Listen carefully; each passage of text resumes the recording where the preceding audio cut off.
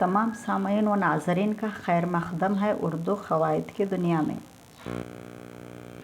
आज हम जानेंगे इज़ाफ़ी तरकीब किसे कहते हैं।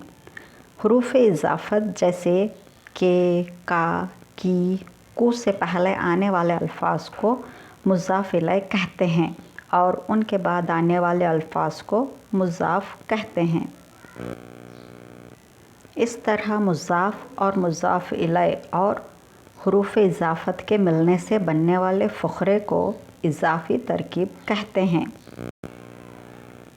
यहाँ पर कुछ जुमले हैं जिनको हमने 3 हिस्सों में तक़सीम किया है। पहला है मुज़ाफ़ इलैह, दूसरा है हुरूफ़ इज़ाफ़त, तीसरा है मुज़ाफ़। और जुमला कुछ इस तरह से है, हिजाज़ का सफ़र।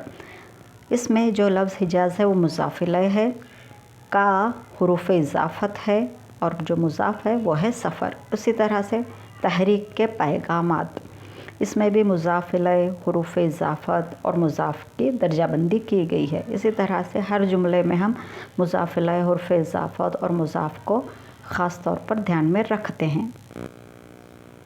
एग्ज़ाम्स में जब मुज़ाफ़ और मुज़ाफ़ इलैह को जुमले में पहचानने के लिए कहा जाता है तो हमें ये ज़हन नशीन रखना चाहिए कि हुरूफ़ इज़ाफ़त के दाएं जानिब जो अल्फ़ाज़ होते हैं वो मुज़ाफ़ इलैह कहलाते हैं और हुरूफ़ इज़ाफ़त के बाएं जानिब जो अल्फ़ाज़ होते हैं वो मुज़ाफ़ होते हैं।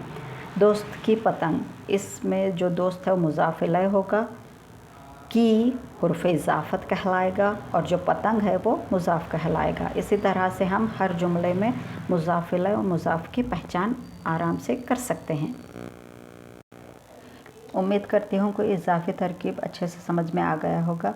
आप मेरे चैनल को लाइक, शेयर, सब्सक्राइब ज़रूर कीजिए। अगले वीडियो में इंशाअल्लाह फिर किसी नए टॉपिक के साथ हाज़िर होंगे।